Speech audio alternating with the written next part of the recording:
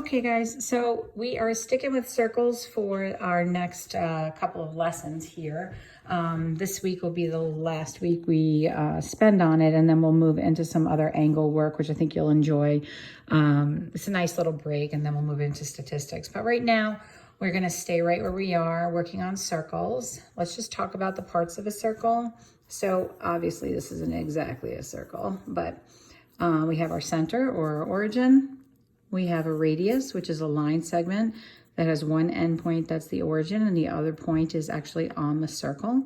That's your radius. Remember that that's swing, so any segment where it has an endpoint of the center and a point on the circle is all a radius. But it's usually drawn in one fixed place, but you need to constantly remember that it does actually rotate, okay, like the hands of a clock would.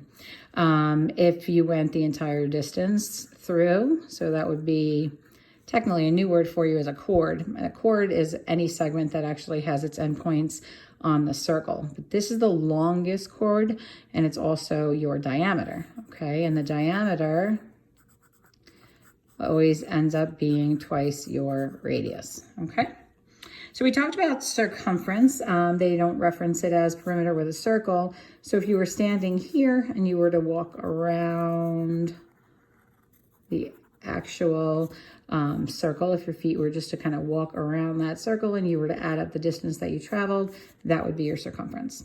If you think of it as a string, if you were to open the string this way and it were to lay out like this and lay out like that, so if we opened it up here and this laid out flat this way and this laid out that way, then that would actually be your diameter, your circumference as well. Sorry, the distance of your circumference, okay?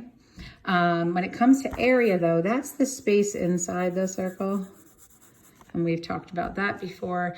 That formula is pi r squared. And remember, that's always going to be in square units. And a lot of the programs that we use online, they always put that in for you.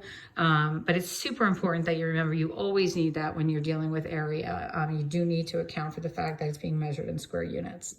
So what's kind of fun about today is we're going to actually look at parts of these. So what I want you to think about for a second is a skateboarder. So like if you had a skateboard here and you had a student, I know how much you probably miss my drawings, right?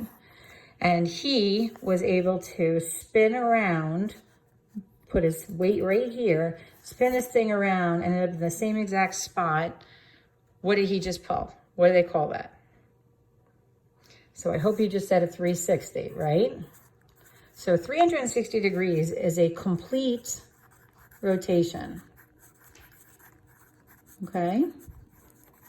If he were to actually go this way, so that this leg now is over here, and he's facing this way now, then what he did was a half of a rotation, right? So half of the whole would be 180 degrees, and that would be a half of a rotation.